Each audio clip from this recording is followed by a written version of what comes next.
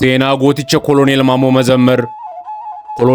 መዘምር አባሳኒ ኦቦ መዘምር ሀብቴ ዱሪፊ ሃዳሳኒ አዴ ኡሜ ጉርሜሳራ ሸዋሊጣ መጋላ አምቦ አና ጉደር keessatti bara 1929 itti dhalatanii sumuriin isaanii gaafa barnootaaf ga'u mana barnootaa Dajjaazmaach Bashaa magaalaa Gudar keessatti argamu seenuudhaan barnoota sadarkaa jalqabaa argatan. Akkasumas barnoota sadarkaa lammaffaa mana barnootaa Tafarii Mokonnin keessatti hordofaa jiranii mana barnootaa leenjii barsiistota Harar irratti akka barataniif barattoota yeroo sana qabxii olaanaa qaban keessaa tokko ta'anii gara magaalaa Hararitti imalan. Haa ta'u malee fedhiin isaanii yeroo sana barnoota qofa osoo hin taane dhimma waraanaas waan barbaadaniif mana leenjii waraanaa Harar seenan. Mana leenjii kana keessattis qabxii olaanaadhaan waan xumuraniif leenjisaa mana leenjii waraanaa Harar ta'anii muudaman. Yeroo muraasa boodas leenjistoota barnoota sadarkaa olaanaa akka barataniif carraa argatan keessaa Maammoo Mazammir isaan tokko turan. Bara 1962tti Yuunivarsiitii Finfinneerraa digirii jalqabaa barnoota seeraatiin LLB argatan. Koloneel Maammoo Mazammir osoo barnootaaf mooraa Yuunivarsiitii Finfinnee jiranii uummata Oromoo gurguddoo waliin gurmaa'uudhaan dhaaba Maccaa fi Tuulamaa jalatti mirga uummata Oromoo kabachiisuuf sochii akka jalqaban odeeffannoo argatan.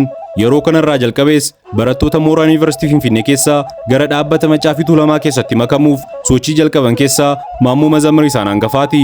Fedhiin isaanii kunis milkoomee fi gara dhaabbata kanatti makamuudhaan hanga murtoon du'aa itti murteeffamanitti sochii guddaa fi bu'aa qabeessa ta'e seenaa uummata Oromoo keessatti raawwatan akka darban miseensonni Maccaa fi Tuulamaa keessa turan kanneen amma lubbuun jiran kabajaa fi jaalala guddaadhaan ragaa ba'u. Koloneel Maammoo Mazammir bara jireenya isaanii harka caalu kitaaba seenaa fi poolitikaa dubbisaa akka darbanii fi uummata Oromoo cunqursaa jala jiruuf sagalee ta'uudhaan waltajjii garaa garaa irratti falmii ciccimoo taasisaa akka turan michuun isaanii obbo Tasfaayee Digaagaa ragaa ba'u. Kunutu kanaan jiru mootummoota garboonfatoo kanneen waa'een uummata Oromoo fi Oromummaan akka lafaa akka kanneen hin feene keessaa tokko kan ta'e mootummaan Haile Sillaasee himata dharaa himachuudhaan Koloneel Maammoo Mazammir gurraandhala 10 bara 1967 uummata Sinimaa Ampir keessatti walitti qabaman irratti boombii darbatee namoota hedduu irratti miidhaa geesse jedhamuudhaan himatamanii gurraandhala 28 bara 1969 murtoon du'aa irratti murtaa'e. Koloneel Maammoo Mazammir gaafa diraama mootummaan dalgeen murtoon sobaa irratti murteeffannifamuuf jedhan dhaamsa dhumaa akkas jechuudhaan dhaammatan.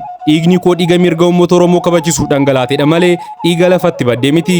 Har'a maalummaa uummata Oromoo balleessuudhaaf nama uummata Oromoof qaroo ta'e damee tokko murtanis dameen uummata Oromoo 9 ta'e illata. Dhiiga uummata Oromoo har'a dhangala'aa jiruunis ta'e bor dhangala'uu dabalatee uummati Oromoo mirga isaa akka kabachiifatu hin shakkina. Garuu nugusa murtoon kun akkana irratti murtoo godhee fi fakkaattonni isaa dhalattoota Oromoo nu booda jirtuun murtoo wal fakkaataa akka isaan qaqqabutti naaf hima jechuudhaan fannifaman. Koloneel Maammoo Mazammir himata dhara ragaan arganneen himatamuudhaan bara 1969 mana adabaa Gaashiree yookaan Alam Baqqaan jedhamtu keessatti fannifaman. Koloneel Maammoo Mazammir osoo mirga uummata Oromootiif hin fannifamin dura abbaa ijoollee 2 turan.